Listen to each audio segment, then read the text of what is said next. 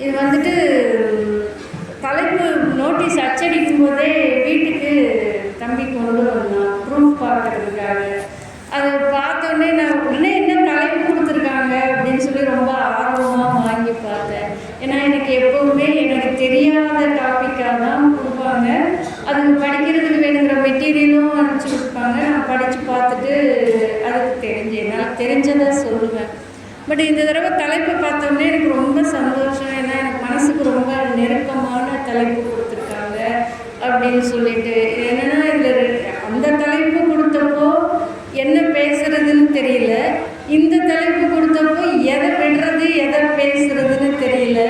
இப்படி தான் எனக்கு மனசுக்குள்ளே ஒரு ஊசலாட்டம் ஆடும்போது தான் இந்த ஊசல், இந்த பொன்னூசல் அப்படின்றத பற்றி என்னன்றது ஓரளவுக்கு எனக்கு கொஞ்சம் புரிய வந்தது. ஏன் அப்படின்னா அந்த ஊஞ்சல்ங்கிறது முன்னையும் பின்னையும் போயிட்டு போயிட்டு வர்ற மாதிரி தான் நம்ம வாழ்க்கையில் எல்லாமே இன்பம் துன்பம் அப்படின்னு மாறி மாறி முன்னுக்கு பின்னுக்கு வர்ற மாதிரியே தான் இந்த ஊஞ்சல் ஆடுற மாதிரி தான் நம்ம வாழ்க்கையே இருக்குது அப்படிங்கிறது. ஏன்னா அந்த உலகத்தில் எல்லாமே உயர்வு தாழ்வு இன்பம் துன்பம்ங்கிற மாதிரி எல்லாமே ரெண்டு விஷயமா இப்படி முன்னுக்கும் பின்னும் முரணாவே தான் இருக்குது எல்லா விஷயமும் அப்படின்னு சொல்லிட்டு யோசிக்கும்போது நம்மளுடைய வினைகள் கூட நல்வினை தீவினை அப்படின்னு இரண்டாக தான் இருக்குது. இந்த ஊஞ்சல் ஆடும் பொழுது நம்ம ஒரு விஷயத்தை கவனிச்சோம்னா தெரியும். பொதுவாக ஊஞ்சலுங்கிறது ரெண்டு விதமாக இருக்குது. ஒன்று, நம்ம அப்போல்லாம் மரக்கிளைகளில் கயிறு கட்டி அந்த கயிறில் ஒரு பலகையை வச்சு ஆடுவாங்க. அந்த மரக்கிளையில் கட்டி தொங்க விடுற ஊஞ்சல் வந்து நம்மளாக ஆட முடியாது, யாராவது பின்னாடி இருந்து தள்ளி விடணும். தள்ளி விட்டால் அவங்க முன்னையும் பின்னையும் போயிட்டு வருவாங்க. ஆனால் இதே வீடுகளில் என்ன பண்ணுவாங்கன்னா மேலே உத்தரத்தில் சங்கிலியோ கயிறோ கட்டி ஊஞ்சல் பலகை போட்டு வீட்டுக்குள்ளே அது வந்து நாம் இன்னொருத்தரை ஆட்ட வேண்டியதில்லை, நம்மளே காலை உந்தி காலை அழுத்தி நம்மளே ஒரே சீராக முன்னும் பின்னும் அப்படி அசைகிற மாதிரி அந்த ஊஞ்சலில் ஆடும். இதில் ஒரு விஷயம் கவனிச்சோம்னா தெரியும், அந்த ஊஞ்சல் பலகை ஆடும், அந்த ஊஞ்சலுடைய கயிறுகளும் ஆடும். ஆனால் அந்த ஊஞ்சலினுடைய கால்கள் மட்டும் ஆடாது. அந்த உத்திரம் மேலே இருக்கிற உத்திரமும் ஆடாது. இப்போ இருக்கிற குழந்தைங்களுக்குலாம் உத்திரம் தூண் அப்படின்னா என்னன்னு தெரியாது. ஏன்னா இன்றைக்கி இருக்கிற வீடு கட்டுற முறைகளில் அந்த மாதிரி உத்திரம் அதெல்லாம் இருக்கிறது இல்லை. இதிலிருந்து நம்ம என்ன கற்றுக்கணும், அந்த ஊஞ்சலுடைய கால் எப்படி அசைகிறது இல்லையோ அது மாதிரி இப்போ நம்ம பலகையும் கயிறும் முன்னும் பின்னும் அசைஞ்சுக்கிட்டு தான் இருக்கும். வாழ்க்கையில் இன்பம் துன்பம் மாறி மாறி வந்துக்கிட்டு தான் இருக்கும்.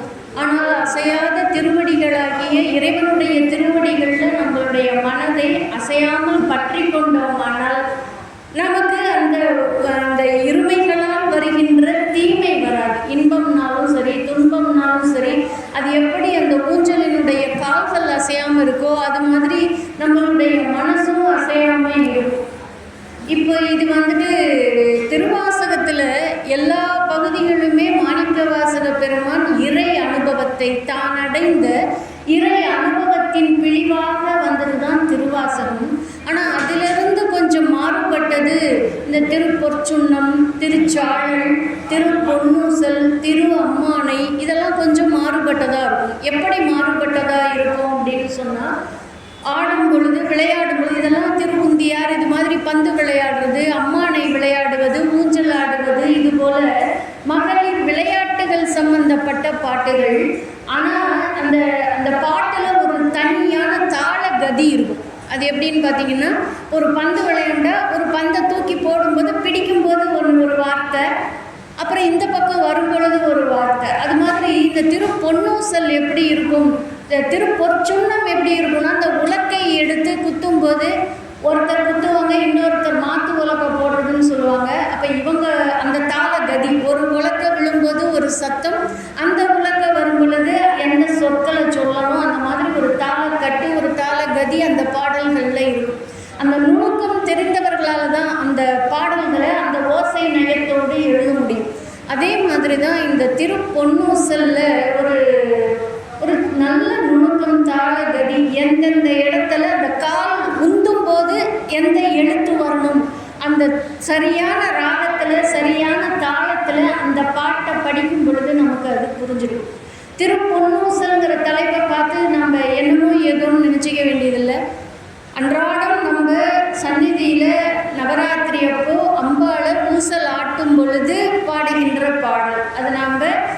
வருஷம் கேட்குறோம். ஆனால் அந்த பாட்டினுடைய பொருள் என்ன அப்படின்னு தெரிஞ்சுக்கிறதுல நானும் இது வரைக்கும் அதுக்கு அக்கறையே காட்டலை. எனக்கு இப்போ ஒரு படிக்கிறதுக்கு ஒரு வாய்ப்பு கொடுத்த உங்களுடைய நாட்டாமக்காரர் அவங்களுக்கு நான் முதற்கண் நன்றியை தெரிவிச்சுக்கிறேன். எப்போ நன்றி சொல்கிறனோ அப்போ நான் இன்னும் படிக்கலைன்னு அர்த்தம், அவ்வளோதான். அந்த திருப்பொன்னூசல் வந்துட்டு அது ரொம்ப சிறப்பான விஷயங்கள் என்னென்னா இறைவனை போற்றி பாடுதல் தான். விளையாடும் போது கூட இறைவனுடைய சிந்தனையை நம்ம மறக்காமல் இருக்கணும் அப்படிங்கிறது. அது ஏன் மறக்கக்கூடாது? எந்த செயலை செய்யும் பொழுதும் இறைவனை மனதில் நிறுத்தி செய்யணும். எதற்காக சிந்திக்கணும், எதற்காக பாடணும் அப்படிங்கிறதுக்கெல்லாம் இதில் எல்லா விளக்கங்களும் இந்த பாடல்களில் இருக்குது. அந்த திரு உத்தரகோச மங்கை தலத்தில் தான் இந்த பாடல். எப்போவுமே ஒரு பாடல் எழுந்திருக்குன்னா எந்த மாதிரி சந்தர்ப்பத்தில் எந்த ஊரில் பாடியிருக்காங்க, இது எந்த திருத்தலத்தில் அருள பெற்றது அப்படின்னு எல்லா பாடல்கள்லேயுமே அந்த குறிப்புகள் இருக்கும். இந்த பாடல்கள் மொத்தம் 9 பாடல்கள். 9 பாடல்கள்லேயுமே திரு உத்தரகோச மங்கை அப்படின்ற திருத்தலத்தினுடைய பெயர் வர்றதுனால இது அந்த உத்தரகோச மங்கையில் எழுதப்பெற்றிருக்கலாம் அப்படின்னு சொல்கிறாங்க. இந்த தலத்தில் அருளப்பட்டது பொதுவாக ஊஞ்சல் ஆட்டுறது அப்படின்னு சொன்னால், இப்போ நம்ம குழந்தைங்கள கூட சொல்லுவோம், என்ன உன் பொண்ணு போகிற வீட்டில் ஊஞ்சல்லையா வச்சு ஆட்ட போகிறாங்க, அது ஒழுங்காக வேலையெல்லாம் சொல்லி கொடு அப்படின்னு சொல்லுவாங்க அம்மா கிட்ட எல்லாம். அது ஏன் அப்படி சொல்கிறதுன்னா, ஊஞ்சலில் வச்சு ஆட்டுறதுங்கிறது அது ஒரு சொகுசு. அது எப்படின்னா அது ஒரு ஆனந்தமான மனநிலை, ஒரு நிம்மதி, அந்த ஒரு மன அழுத்தத்தை குறைக்கக்கூடிய ஒரு செயல். அந்த ஊஞ்சலில் ஆடும்போது கூட ஆடல் வல்லான் பாதத்திலே நம் சிந்தையை செலுத்த வேண்டும். அது மட்டும் இல்லை, எந்த செயலை செய்தாலும் சித்தம் நம் பித்தனிடம் இருக்க வேண்டும்.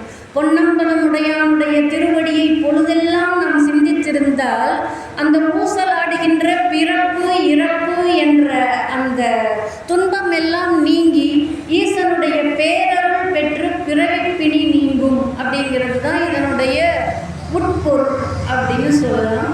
இறைவனுடைய திருவடியை போற்றி பாட வேண்டும், அந்த தெய்வம் எழுந்தருளி இருக்கின்ற ஊரை பாட வேண்டும், அவனுடைய புகழை பாட வேண்டும், அவனுடைய எழில் நலத்தை பாட வேண்டும், அவன் அணிந்திருக்கின்ற அணிகலன் நலன்களை புகழ்ந்து பாட வேண்டும், அவனுடைய குணங்கள், அவனுடைய திருவிளையாடல் இத்தனையையும் போற்றி பாடுதல். இதுதான் இந்த பொன்னூசல்ல அடங்கி இருக்கிற விஷயம்.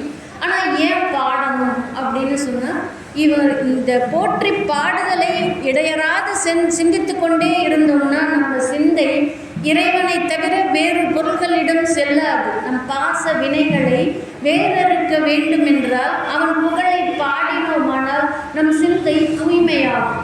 அவ்வளவுதான்.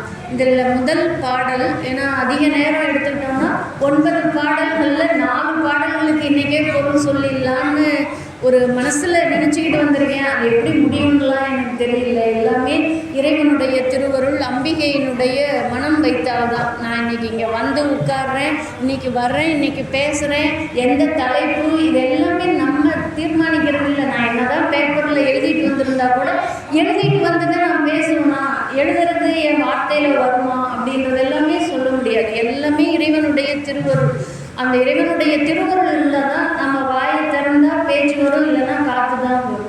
அந்த முதல் பாடல் திரு பொன்னூசல்ல சீரார் பவளங்கா முத்தம் கயிறாக ஏறாரும் பொற்பலகை ஏறி இனிதமர்ந்து நாராயணன் அறியா நான் மலர்த்தாள் நாயடியேற்கு ஊராக தந்தருளும் உத்தரகோச மங்கை ஆரா அமுதின் அருள்தாள் இணைபாடி போரார் வேர்க்கண் மடவீர் பொன்னூசல் ஆடாமோ அப்படிங்கிறது தான் முதல் பாடல். இதில் முதல் அடியிலேயே என்ன சொல்கிறார் அப்படின்னா, சீரார் பவளங்காள் முத்தம் கயிறாக அப்படின்னு. முத்தம்னா முத்து வடம், அந்த பலகை பொற்பலகை அப்படின்னு சொல்கிறார். ஏறாரும் பொற்பலகை ஏறி இனிதமர்ந்து.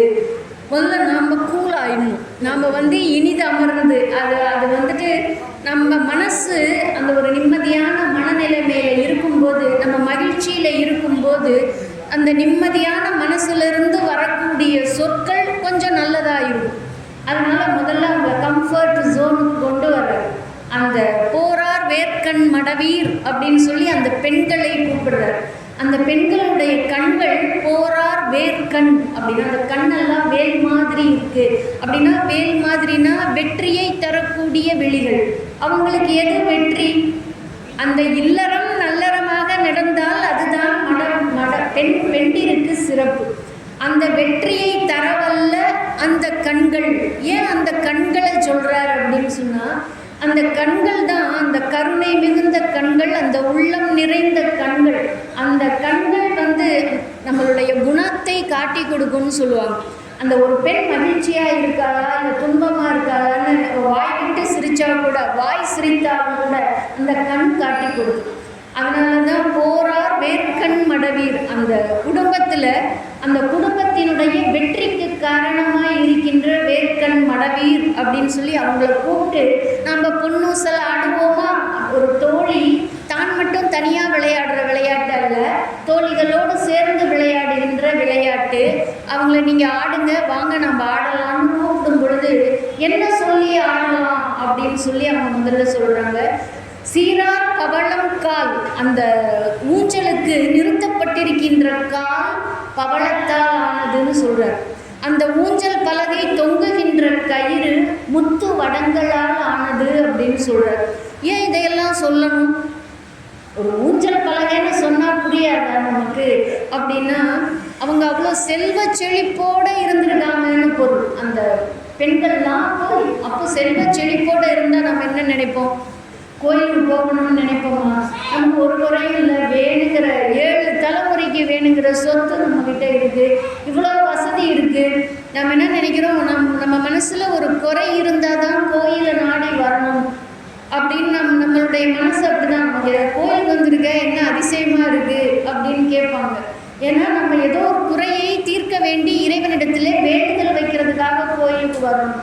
இவர் இந்த முதல் அடியிலேயே நமக்கு என்ன சொல்றார்? உனக்கு வேண்டுதல் குறைன்னு ஒன்றும் இல்லை என்றால் கூட, நீ செல்வ செழிப்பான நிலையில் இருந்தால் கூட அந்த ஆடல் வல்ல பெருமானுடைய திருவடியை சிந்தித்தாக வேண்டும் என்று சொல்லுகிறார். பொற்பலகை, பவளங்கால், முத்தம் கயிறு, பொற்பலகை ஏறி இனிதமர்ந்து என்ன சொல்லி பாட வேண்டும் என்பதை சொல்லி கொடுக்கிறார். நாராயணன் அறியா நான் மலர்த்தாள் அப்படின்னு சொல்ற. நாராயணன் அறியா நான் மலர்த்தாள். மலர்னு சொன்னா அன்றலர்ந்த மலர்னா அதனுடைய ஃப்ரெஷ்னஸ் நமக்கு தெரியும். அந்த பூவை பார்க்கும்போதே ஒரு மகிழ்ச்சியாக இருக்கும். இறைவனுடைய திருவடி நான் மலர்த்தாள்னு ஏன் சொல்கிறாங்கன்னா, அன்றலர்ந்த பூ போல அப்படி ஒரு குளிர்ச்சி பொருந்திய ஒரு ரொம்ப ஃப்ரெஷ்ஷாக இருக்குங்கிறார். ஏன் அப்படின்னு இதை சொல்லணும் அப்படின்னு கேட்டிங்கன்னா, நமக்கு எப்போவுமே பழசுன்னு சொன்னால் கொஞ்சம் இது பழசு, இது புதுசு கொடுன்னு நம்ம கடையிலே ஏதாவது கேட்டோம்னா அப்போ தான் அந்த பழத்தை அறுத்து வச்சுருப்பாங்க. இல்லை நீ இப்போ எனக்கு அறுத்து கொடுன்னு கேட்போம். ஏன்னா அது நமக்கு புதுமையாக வேணும் அப்படின்னு நினைப்போம். சில பேருக்கு புதுமையில் விருப்பம் இருக்கும், சில பேருக்கு பழமையில் விருப்பம் இருக்கும். அவங்க இது எங்கள் தாத்தா காலத்துது, இதை நாங்கள் காப்பாற்றி வச்சுருக்கோம் அப்படின்னு சொல்லி சில பொருள்கள், அது ஆன்டிக் வேல்யூஸ்னு சொல்லுவாங்க. பழம் பொருள்களை சேகரித்து வைக்கிறது, அது ஒரு சிலர் விரும்புவாங்க. புதுமையை சில பேர் விரும்புவாங்க. இறைவன் எப்படிப்பட்டவன், அவனுடைய திருவடி எப்படிப்பட்டது என்றால், பழமைக்கும் பழமையானவன், பின்னை புதுமைக்கும் பேர்த்தும் அப்பெற்றியன் அப்படின்னு மாணிக்கவாசக பெருமானே சொல்வார். உன்னை பழமைக்கும் பழம்பொருள் சிவபெருமான். அவனுடைய திருவடி நான் மலர்த்தாள். அது மட்டும் இல்லாமல் அந்த தாழ் அதனுடைய உயர்வை சொல்லணும். எப்படி சொல்லணும்?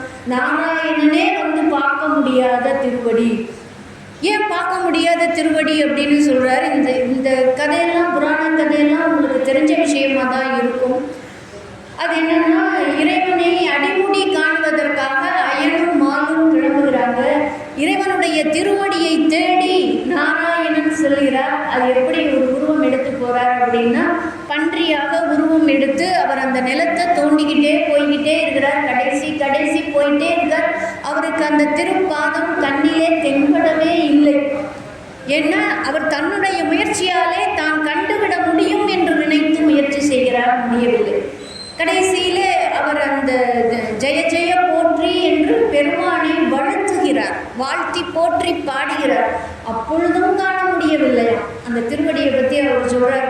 மாணிக்க வாசக பெருமான் அடுத்த ஒரு பாடல்ல, கதிர்முடி திரு நெடுமால் அன்று முடி அறியும் ஆதரவதனில் கடுமுரண் ஏனம் ஆகி கடுமையான அந்த ஒரு மூர்க்க குணமுடைய பன்றியாக மாறி முன் கலந்து 7 தலம் உருவ இடந்து பாதாளம் 7னும் கீழ் சொற்கழிவு பாதமலர் என்று சொல்லுவாரே.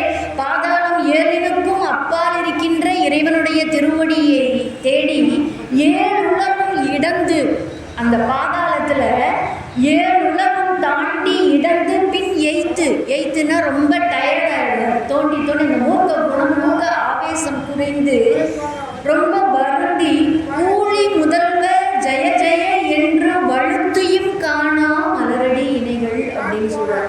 இவ்வளோ கஷ்டப்பட்டு தேடியும் காணாத திருவடிகள். ஏன் அப்படி சொல்கிறார் அப்படின்னா, நாம் பாடக்கூடிய விஷயம் சாதாரண திருவடி இல்லை. அவ்வளோ கஷ்டப்பட்டு நாராயணன் தேடி கண்டுபிடிக்க முடியாத பொருள், அந்த பொருளோட அருமை நமக்கு தெரியணும் இல்லையா, அதுக்காக சொல்கிறார். அந்த வழுத்தையும் காணா திருவடிகள்ன்றதுனால தான் அவர் ஜெய ஜெய போற்றின்னு வழுத்தி தேடினார். வழுத்தினா போற்றி தேடுதல். அதே போல் இவரும் மாணிக்கவாசக பெருமானும் போற்றி போற்றி ஜெய ஜெய போற்றி அப்படின்னு போற்றி திருவகவல்ல பாடுவார்.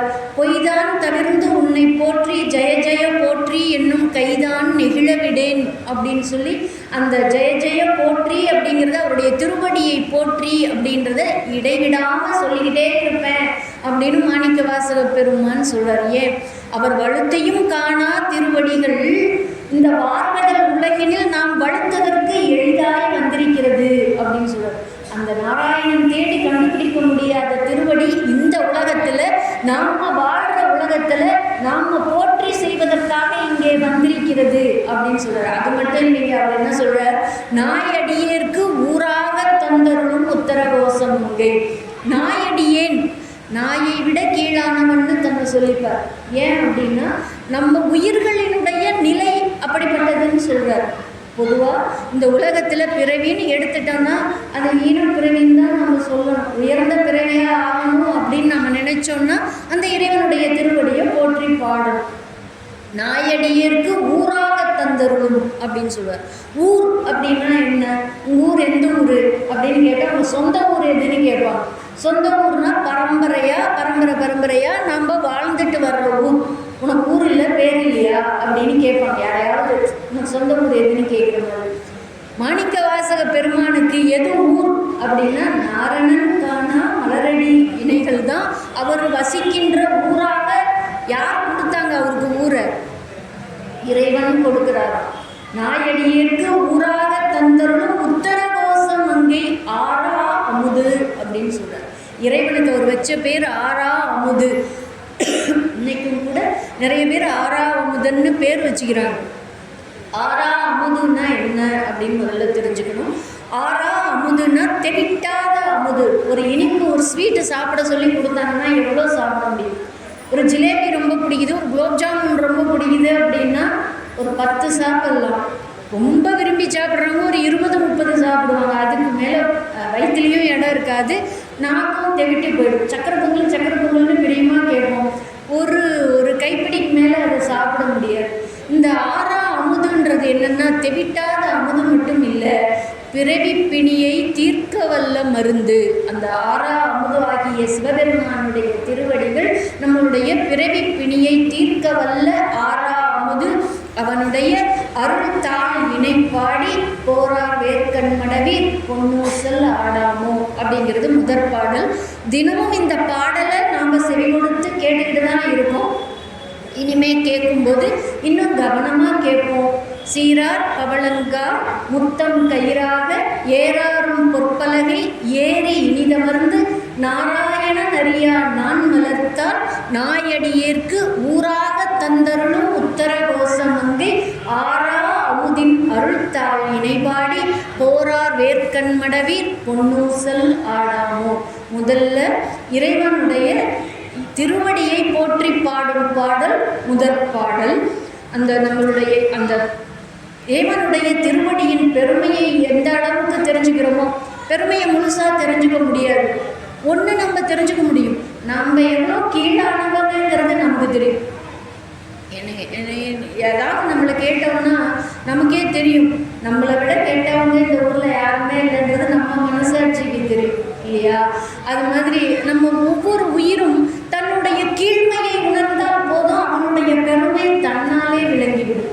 அவருடைய வசிக்கும் இடமாக மாறியிருக்கின்ற இறைவனுடைய திருவடியை முதல் பாட்டிலே போற்றி பாடுகிறார். அடுத்த பாடல் மூன்று தங்கு அல்லது அங்கே 3 கண்களாக இயங்குகின்ற நயனத்தன் அப்படின்னு சொல்வார். 3 கண்கள் சிவபெருமானுக்கு.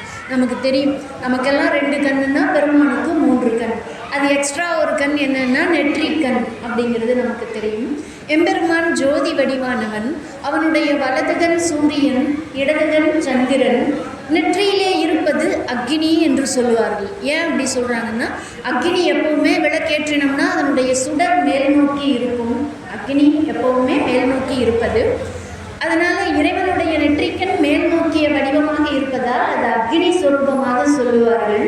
இங்கே இலங்குகின்ற 3 கண்களை உடைய நயனம் அப்படின்னா கண்கள். 3 வாழ்த்தங்கு தேவர்களும் காணா மலரடிகள். இந்த அடியை நம்ம யோசிக்கணும். ஏன்னா முதல் பாட்டிலே சொன்னார் நாரணன் அறியா நான் மலர்த்தார். இங்கே என்ன சொல்ற, வானத்திலே தங்கி இருக்கின்ற தேவர்களும் காணா மலரடி இலைகள் அப்படின்னு சொல்றார். ஏன் அப்படின்னா, நமக்கு எந்த அளவு பெருசுனா வானமளவு உயர்ந்தது அப்படின்னு சொல்லுவோம். இருக்கிறதுல நமக்கு தெரிஞ்ச ஹைட்டு வானமளவு உயர்ந்தது அப்படின்னு சொல்லி அந்த வானத்திலே தங்கி இருக்கிற 3 வான்தங்கு தேவர்கள் அப்படின்னு சொல்றார். இந்த இடத்துல 2 விஷயம் சொல்றார். ஒன்று, அவங்க வானில் தங்கி இருக்காங்க அப்படின்னு சொல்லி. அவர் இந்த இடத்துல தேவர்களை கிண்டல் பண்ணுற மாதிரி கூட சொல்கிறாருன்னு வச்சுக்கலாம். ஏன் அப்படின்னா, இறைவனுடைய திருவடி முன்னையே சொல்லிட்டார். எப்போ சொன்னார், திருமால் தேடி எங்கே போனார், பாதாளம் 7 உலகம் இடந்து போகிறார், களைச்சி போய் பார்க்க முடியலன்னு சொல்கிறார். இவங்க எங்கே இருக்காங்க, வானத்திலே தங்கி இருக்கிற தேவர்கள். எப்பவுமே மேலே இருக்கிறவங்க கீழே இறங்கி வர்றதுன்னா ரொம்ப கஷ்டம், இறங்கி வர்றதுக்கு மனசு வராது. இப்போ இன்றைக்கி ரொம்ப பணக்காரவங்களாக இருக்கிறவங்கள நாளைக்கு போய் குடிசையில் ஏறினா யாருக்காவது மனசு வருமா? அந்த மாதிரி வானத்திலே தங்கி இருக்கிற தேவர்கள் தன்னுடைய அகங்காரத்தை விட்டு, தன்னுடைய இந்திரலோக சுகங்களை விட்டு இறைவனுடைய திருவடியை காண்பதற்காக கீழே இறங்கி வர தயாராக இருக்க மாட்டார்கள். இன்னொன்று, அவங்களுடைய கஷ்டத்தை நினச்சி இவர் வருத்தப்படுறார். என்னன்னா, மூவாத தேவர்கள், மூப்பு இல்லாத தேவர்கள், அவங்க எப்பவும் இளமையோடு இருக்கிறார்கள். இப்போ நம்மளை கேட்டால் நாம் என்ன சொல்லுவோம், இந்த ஒரு பிறவியில் முயற்சி பண்ணினோம் இறைவனுடைய திருவடிகளை காண்பதற்கு, எனக்கு ஒரு ஆயுள் போதவில்லை, எனக்கு வயசாயிடுச்சு, என்னால் முடியலன்னு நம்ம ரொம்ப எளிதாக சொல்லிடலாம், காரணத்தை சொல்லி தப்பிச்சிக்கலாம். ஏன்னா எனக்கு வயசாகிடுச்சு, என்னால் கோயிலுக்கு வர முடியல, எனக்கு வயசாகிடுச்சு, என்னால் பேச முடியல, எனக்கு வயசாகிடுச்சு, என்னால் படிக்க முடியல, இப்படி எத்தனையோ சாக்கு போக்குகளை நாம் சொல்லிடலாம். ஆனால் யாராலும் சொல்ல முடியாது, தேவர்களாலே அப்படி ஒரு சாக்கு போக்கை சொல்லிவிட முடியாது. அதனால தான் அவர் சொல்கிறார், வான் தங்கு தேவர்களும் காணா மலரடிகள், தேன் தங்கி தித்தித்து அமுது ஊறி தான் தெளிந்து அங்கு தங்கி நின்றிருக்கும் உத்தரகோச மங்கை கோன் அப்படின்னு சொல்றார். உத்தரகோச மங்கை கோன், உத்தரகோச மங்கைக்கு அரசு அப்படின்னு சொல்றார். அரசுன்னு சொன்னால் அரசன் தான் உயர்ந்தவன். அவர் காலத்தில் அவர் அந்த அரசன் மேலே அவ்வளோ மாணிக்க வாசகர் தான் பணிபுரிந்த அந்த அரிமர்தன பாண்டியன் மேலே அவ்வளோ விசுவாசமாக இருந்தவர். என் அரசேம்பார், இறைவனை பார்த்து என் அரசே, என் அப்பனே, என் அத்தனே, என் அமுதே அப்படின்லாம் சொல்லுவார். உத்தரகோச மங்கை கோனை பற்றி பாடுற. கோன்னா அரசன் அப்படின்னு பொருள். அவன் என்ன செய்வான் அப்படின்னா, ஊன் நின்று உருக்கும் உத்தரகோச மங்கை கோன். ஊன் தங்குதல் அப்படின்னா நம்ம உடலை இடமாக கொண்டு தங்குகின்றவன். நம்ம உடலை இடமாக, நம்ம உடம்பு எப்போ அவன் வசிக்கின்ற இடமாக மாறும் அப்படின்னு சொன்னால், நம்ம தினமும் காலையில் எழுந்து குளிச்சுக்கிறோம். எதுக்காக குளிக்கிறோம்? நம்ம உடலை தூய்மை செய்வதற்காக, தூய்மையின் பொருட்டு உடலை சுத்தம் செய்கிறோம். ஆனால் நம்ம மனசை சுத்தம் பண்ணுறோமான்னு பார்த்தா, உள்ளம் தூய்மை அப்படிங்கிறது நமக்கு என்னன்னே தெரியாது. முதல்ல உள்ளத்தை தூய்மை செய்தல் அப்படின்னு ஒரு பணி இருக்கிறதுங்கிறதே நமக்கு தெரியாது. நிறைய பேர்த்துக்கு உடலை சுத்தம் செய்வதே தெரியாது, உள்ளத்தை தூய்மை செய்வதுங்கிறது நம்ம ரொம்ப அறியாத விஷயம். அப்போ எப்போ அது தூய்மையாகும் அப்படின்னு சொன்னால், தேன் வந்து ஒரு தூய்மையான பொருள். தேன் அப்படின்னு சொன்னால் அது மருத்துவ குணமுடையதுன்னு சொல்லுவாங்க. தேனில் ஊற வச்சா அந்த தேனும் கெடாது, அந்த பொருளும் கெடாமல் இருக்கிறதுக்காக வச்சுருப்பாங்க. இப்போ நம்ம உள்ளம் கெட்டு விடாமல் இருக்க செய்கின்ற தேன் தங்கி தித்தித்து, தேனுடைய குணம் தித்திப்பு. தேன்னா தேன் மாதிரி இனிக்குது அப்படின்னு சொல்கிறோமே, அது தித்திப்பை உடையது. அமுது ஊறி தான் தெளிந்து அங்கு ஊர்தங்கி நின்று உருக்கும். உருகும் செயல் அப்படிங்கிறது, நான் இதை கேட்டு உருகிட்டேன் அப்படின்னு நம்ம சொல்கிறதெல்லாம் நம்ம மனசை உருக்குகின்ற வல்லமை நமக்கு கிடையாது அப்படிங்கிறார் மாணிக்கவாசக பெருமான். அவர் சொல்கிறார், தேன் அப்படிங்கிறது சுவையை குறிப்பது. இந்த தேனை சாப்பிட்டா எப்படி அவ்வளோ ஒரு டேஸ்ட்டு. ஒன்று நமக்கு தெரியறது சுவை. அந்த இனிப்பு சுவையை நம்ம எதற்காக விரும்பி சாப்பிட்றோம் அப்படின்னு சொன்னால், அது நமக்கு ஒரு ஆனந்த நிலையை தருகிறது. இந்த ஸ்வீட்டை சாப்பிட்டா நமக்கு ஒரு மகிழ்ச்சி உண்டாகிறது. எந்த மகிழ்ச்சியை கொண்டாடுறதுனாலும் ஒரு இனிப்பை கொடுத்து கொண்டாடுகிறோம் அப்படின்னா அது எதுக்குன்னா, அந்த கொண்டாடுகின்ற மனநிலை, அந்த ஆனந்தமான மனநிலை அந்த தித்திப்பு சுவையினாலே நமக்கு உண்டாகின்றது. இந்த மூனை உருக்குகின்ற செயல் அவன் அருளால் நடைபெற்றது அப்படின்னு சொல்றார். அதனால தான் ஊன் தங்கி நின்று உருக்கும் அப்படின்னு அவர் உருக்கிறார். நான் உருகலை. நாம் நினைச்சா நமக்கு அந்த உருக்கம் வந்து விடாது. அந்த உருக்கம் நடைபெற்றதால் என்ன பயன் அப்படின்னு சொன்னால், அந்த உருக்கம் நடைபெற்றால்தான் நம்ம மனசும் உடம்பும் இறைவன் தங்குவதற்குரிய இடமாக மாறும் அப்படின்னு சொல்றார். அதுதான் ஊன் தங்கி அப்படின்னு சொன்னால், அந்த தேன் தங்குதல் போலே இறைவன் நம்ம உள்ளத்திலே அமுது ஊறும்படியாக தங்கி நிற்கிறான். அவன் தங்கும் பொழுது என்ன நடக்குது? அந்த தேனினுடைய சுவை பிறக்கிறது, அந்த ஆனந்தம் பிறக்கிறது அப்படின்னு சொல்றார். அது இன்னொரு வார்த்தை சொல்றார், தேன் தெளிந்து அப்படின்னு சொல்றார். தெளிவு என்றால் ஞானம், தெளிதல். உள்ள தூய்மை என்பது அவன் உருக்குவதால் கிடைத்தது. அவன் தங்கி நிற்றலால் ஞானம் பிறக்கிறது. என்ன ஞானம் பிறக்கிறது அப்படின்றத அடுத்த வரியிலே சொல்லுகிறார். ஊன் தங்கி நின்றிருக்கும் உத்தரகோச மங்கை கோல் தங்கு இடைமருது பாடி அப்படின்னு சொல்றார். இடைமருது அப்படிங்கிறது திருவிடைமருதூர் என்ற தலத்தை குறிப்பது. திருவிடைமருதூர் என்ற தலம் மூர்த்தி, தீர்த்தம், தலம் என்ற மூன்றாலும் சிறப்பு பெற்றது. ஏன் அப்படின்னு சொன்னால், அங்கே தான் இறைவனே தன்னை பூசிக்கின்ற தலம். பூசிக்கப்படுபவனும் அவன்தான், பூசனையும் அவன்தான், பூசிப்பவனும் அவன்தான். எல்லா பொருளுமாகி எங்கும் நீக்கமர நிறைந்த பரம்பொருள் அவன் என்பதை உணர்த்துகின்ற திருத்தலம் திருவிடைமருதூர். அதனால தான் தெளிவித்து, உள்ளம் தெளிவித்தல், அந்த ஞானத்தை எல்லா பொருள்களிலும் எல்லா உலகங்களிலும் எல்லா காலத்தும் ஊடாடி நிற்கின்ற இறைவன் அப்படிங்கிற ஞானத்தை தரக்கூடிய இடைமருதை பாடணும் அப்படின்னு சொல்றார். இந்த பாடலை இன்னொரு முறை சொல்லுகிறேன். மூன்று அங்கு இலங்கு நயனத்தன் மூவாத வான்தங்கு தேவர்களும் காணா மலரடிகள் தேன் தங்கி தித்தித்து அமுது ஊறி தான் தெளிந்து அங்கு ஊந்தங்கி நின்று உருக்கும் உத்தரகோச மங்கை கோல் தங்கு இடைமருது பாடி அப்படிங்கிறார். அந்த உத்தரகோச மங்கையிலே இருக்கக்கூடிய இறைவன் தங்குகின்ற இடம் இடைமருது. அந்த ஒருத்தர் தங்குற இடத்த விட்டு இப்போ எங்கே கூப்பிடுறார்? தன்னுடைய உள்ளத்திலே தங்கி இருக்கும்படி இறைவனை அழைக்க வேண்டும். நம்ம ஒரு பத்திரிக்கை வச்சு ஒருத்தர் அழைக்க போகணும்னா எங்கே போய் அழைப்போம்? அவங்க தங்கி இருக்கிற வீட்டுக்கு போய் இந்த விசேஷத்துக்கு நீங்கள் வரணும் அப்படின்னு போய் பத்திரிக்கை வைத்து அழைப்போம்.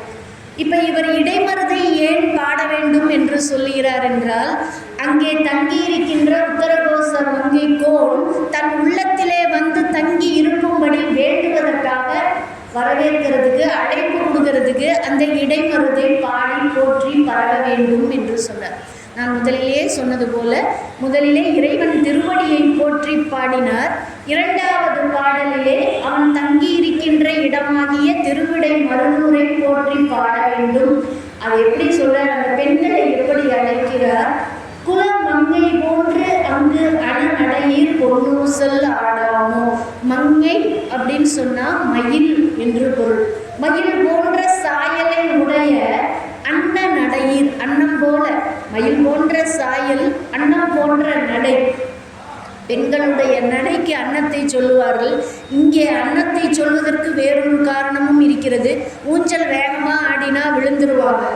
அன்னம் போல மெதுவாக நடக்கிற பெண்கள் தான் மெதுவாக ஊசலிலே ஆட முடியும். அதனால அன்னம் போல அன்ன நடையில் பொன்னூசல் ஆடாமும். மங்கைன்னு சொன்னால் மயில், மயில் போன்ற சாயல் என்று சொன்னால் போதாதா, குல மங்கை அப்படின்னு ஒரு அடைமொழி சேர்த்து சொல்லுகிறார். ஏன் அப்படின்னு சொன்னால், பொண்ணு அழகாக இருந்தால் போதுமா? மயிலை போன்ற சாயலும் அன்னம் போன்ற நடையும் இருந்தால் பெண் அழகி. ஆனால் அந்த அழகு நமக்கு சோறு போடுமா? குணம் அப்படின்ற ஒன்று வேணும் அந்த பெண்ணுக்கு. அதனால குணம் நிறைந்த பெண்மணின்னு சொல்லணும் இல்லையா? அழகு மட்டும் சொன்னால் அந்த பொண்ணுக்கு கோபம் வந்துடும். அப்போ எனக்கு குணம் இல்லையா என்று கேட்டு விடுவாள். அதனாலே குணம் நிறைந்த குல மங்கை போன்று அங்கு அன நடையீர் அப்படின்னு அவங்கள சொல்லி சொல்கிற. நீங்கள் பொன்னூசல் ஆடணும். எதற்காக ஆட வேண்டும்? அந்த உத்தரகோச மங்கை கோல் தங்கி இருக்கின்ற இடைமருதை பாடுவதற்காக நாங்கள் பொன்னூசல் ஆட வேண்டும் என்று அழைக்கிறார். திருவிடைமருதூர் நம்மளுடைய மாணிக்கவாசக பெருமான் ரொம்ப விரும்பி போற்றிய தலம். ஏன்னா போற்றி திருமுகவல்லின்னு சொல்லுவார். இடைமருதுரையும் எந்தாய் போற்றி அப்படின்னு சொல்லுவார். அவருக்கு தெரிஞ்சிருக்கு. ஏன்னா அந்த ஞானிகளுக்கு தான் தெரியும் பெருமான் தங்கி இருக்கிற இடம் எது அப்படின்னு சொல்லி. அந்த இறைவன் எழுந்தருளி இருக்கின்ற தலத்தை பாடுகின்ற பாடலாக அமைந்தது இரண்டாவது பாடல். இந்த இரண்டாவது பாடலும் இதுவரைக்கும் நீங்கள் எப்படி கேட்டீங்களோ தெரியாது. இன்னைக்கு பொன்னூசல் ஆடும் பொழுது இந்த பாட்டை இன்னும் நீங்கள் சிறப்பாக கவனிச்சிங்கன்னா உங்களுக்கு அது ரொம்ப இனிமையை தரும். அடுத்தது மூன்றாவது பாடல். முன் ஈரும் ஆதியும் இல்லான் முனிவர் குலாம் 100 கோடி இமையோர்கள் தாம் நிற்ப தண்ணீர் எனக்கு அருளி தன் கருணை வெள்ளத்து மண்ணும் மணி உத்தரகோச மங்கை மின்னேறும் மாட வியன் மாளிகை பாடி பொன்னேறும் பூங்குலையில் பொன்னூசல் ஆடாமும். இது மூன்றாவது பாடல். அவர் சொல்கிறார், மின்னூரும் மாட வியன் மாளிகை பாடி. முன்ன பாடினது முதல் பாடலிலே இறைவனுடைய திருவடிகள். இரண்டாவது பாடலிலே அவன் மகிழ்ந்து உரையும் திருப்பதியாகிய திருவிடைமருதூர். இப்போ நாம் பாடுறது அவர் தங்கியிருக்கின்ற ஆலயம் வியன் மாளிகை, அகன்ற மாளிகையாகிய அந்த உத்தரகோச மங்கை திருக்கோயிலை புகழ்ந்து பாடுகின்ற பாடல். அந்த இறைவனுடைய தன்மையை முதலில் சொல்கிறார். முன் ஈரும் ஆதியும் இல்லான் அப்படின்னு சொல்றார். முன், தனக்கு முன் எதுவும் இல்லாதவன், அவனுக்கு முன்னே தோன்றிய பொருள் என்று எதுவும் இல்லை என்பது பொருள். ஈரு ஆதி அப்படின்னா ஆதியும் அந்தமும் இல்லாத அருட்பெருஞ்சோதியாகிய இறைவன். ஈருக்கு முன்னதாகிய நடுவும் இல்லாதவன். அவனுக்கு முன்னும் கிடையாது, அவனுக்கு பின்னும் கிடையாது, அவனுக்கு நடுவும் கிடையாது. மூல முதற் பொருள் ஆகிய பரம்பொருள். அவர் என்ன சொல்றார்? அப்படிப்பட்ட இறைவன் 100 கோடி இமையோர்கள் தாம் நிற்ப. முனிவர் குலம், எத்தனையோ காலங்கள் எல்லாம் முனிவர்கள் தவம் செய்து ஏங்கி அவனுடைய திருவருளுக்காக காத்து கொண்டு நிற்கிறார்கள் யுகம் யுகமாக. ஒரு தேவர் கிடையாது, 2 தேவர் கிடையாது, 100 கோடி இமையவர்கள். எத்தனை நூறுன்னே தெரியாது. அத்தனை கோடிக்கணக்கான இமையோர்களும் முனிவர் குலாங்களும் தமக்கு இறைவனுடைய திருவருள் எப்போது கிடைக்கும், எப்படி கிடைக்கும் என்று ஏங்கி ஏங்கி தவமிருந்து காத்து நிற்க தண்ணீர் எனக்கு அருளி தன் கருணை வெள்ளத்து மண்ணூர மண்ணும் மணி அப்படின்னு சொல்றார். தண்ணீர் தனக்கு அருளி, எனக்கு தன்னுடைய நீற்றை, திருநீரு அப்படின்னு சொன்னால் அதனுடைய பெருமை ரொம்ப பெரியது. இறைவனுடைய அருளின் வடிவமாக நிற்பது திருநீர். நீர் அளிப்பது அப்படின்னு சொன்னால் இந்த இறைவன் ஒருவரை ஆட்கொள்ளும் அருளி செயல்.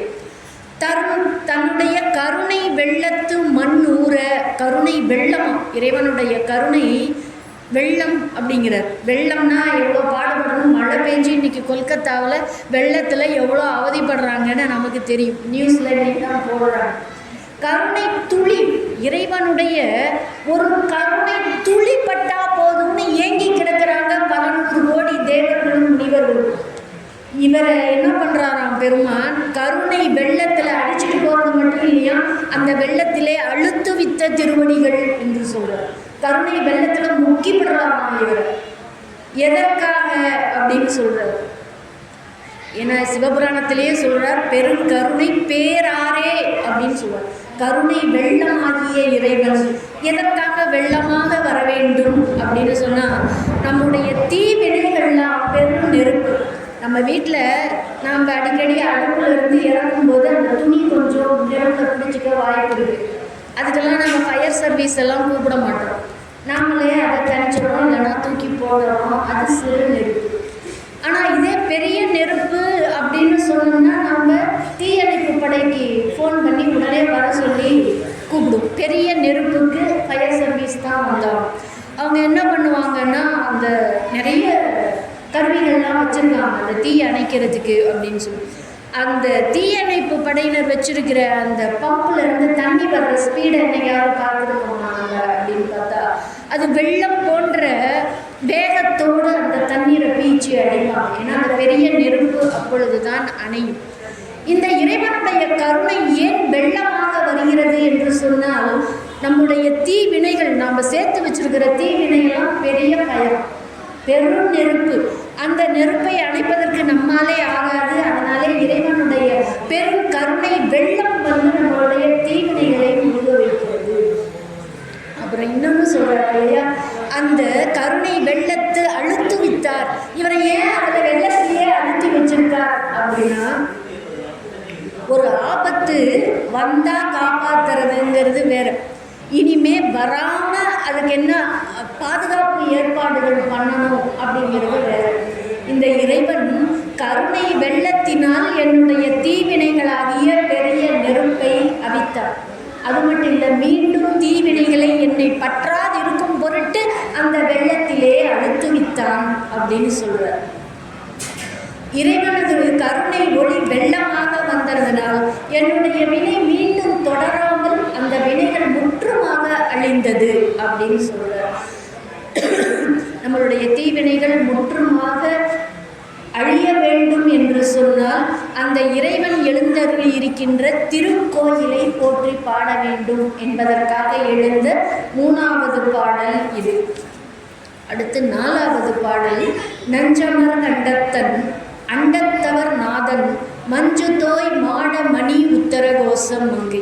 அந்த உத்தரகோச மங்கையை பற்றி பாடும்போது மஞ்சு தோய் மாட மணி அப்படிங்கிற அந்த உத்தரகோச மங்கையில் இருக்கிற அந்த வீடுகள்லாம், மஞ்சுன்னா மேகம், அந்த மேகத்தை வானலாக இருக்கின்ற அளவுக்கு உயரமான வீடுகள் அப்படின்னு சொன்னால், எதற்கு நம்முடைய செல்வ செழிப்பை சொல்லுகிறார் அப்படின்னு சொன்னால், நான் இந்த கோயிலுக்கு போயிட்டு வந்தேன்பா, அப்போ இருந்து என் கடன் பிரச்சனை எல்லாம் தீர்ந்தது.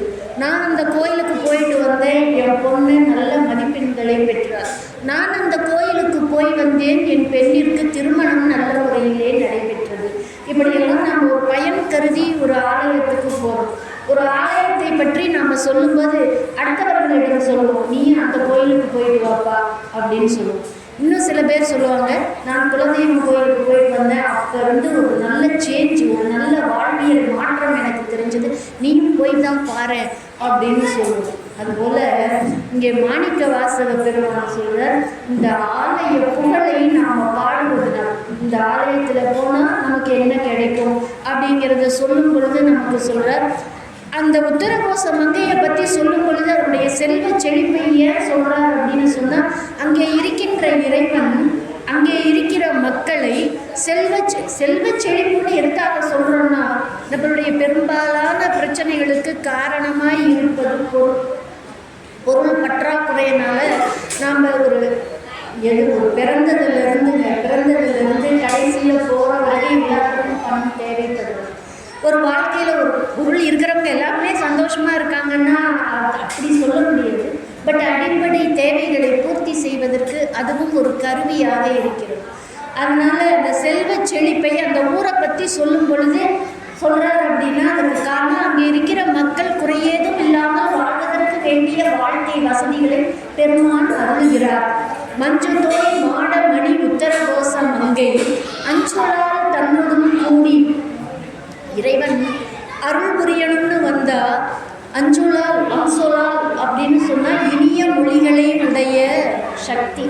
நம்மளுடைய அம்பாளோடு சேர்ந்து தான் நமக்கு அருள் புரிந்து வருகின்ற தோற்றம். அதை தான் நம்ம மாதுருபாகம் என்று சொல்லுகின்ற அர்த்தநாரீஸ்வர மூர்த்தமாக சொல்லுவார்கள். பாதி மாதுடன் கூடிய நம் பராபரன் அந்த அர்த்தநாரீஸ்வர திருக்கோலத்திலே நின்று அடியவர்கள் நெஞ்சுள்ளே நின்று அமுதம் ஊறி கருணை செய்து துஞ்சல் பிறப்பு அறுப்பான் தூய புகழ் பாடி புஞ்சமார் வெள் வளையீர் பொன்னூசல் ஆடாமோ. புஞ்சமார் வெள் வளையீர், வெள் வளை வெண்மையான வளை, வளைனா பெண்களில் கையிலே அணிந்திருக்கின்ற வளையல். அந்த காலத்திலே சங்கினால் ஆன வெண் சங்கினால் ஆன வளையல்களை போட்டிருப்பார்கள். அந்த வெண் சங்கம் வளை கொள்ளுதல் அப்படின்னா இறைவன் தன்னை அந்த உடல் உணர்வுகளை எல்லாம் அழிந்து போகும்படி தன்னை ஆட்கொள்ளுதல் என்று பொருள். அதனால்தான் அடையாளமாக சொல்லுகிறார் வெள் வளையீர் துஞ்சல் பிறப்பு அறுப்பான். துஞ்சல்னா இறப்பு பிறப்பு என்கின்ற துன்பங்களை அறுப்பான். அந்த பிறப்பு இறப்பு என்கின்ற துன்பம் ரொம்ப சாதாரணமாக தீர்ந்து விடுமா அப்படின்னா தீராது. எப்போது தீரும்?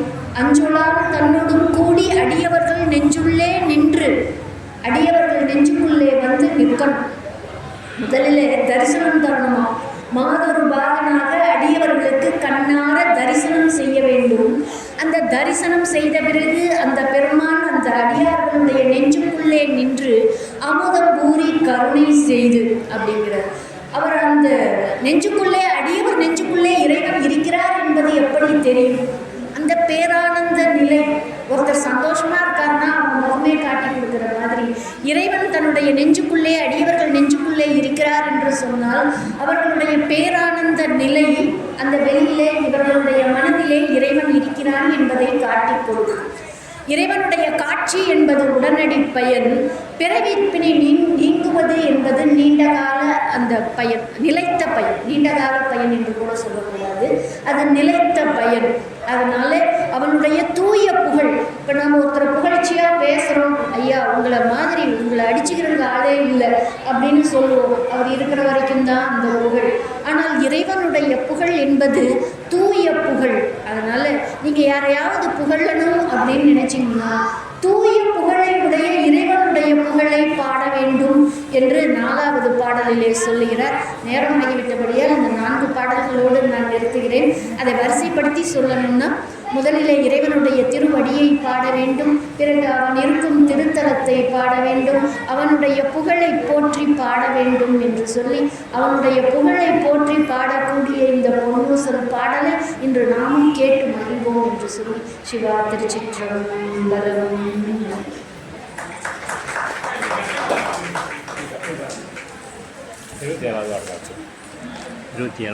இன்றைய கட்டளைதாரர் புதிய 27வது வார்டு செங்குந்தர் தாராமங்கலம்.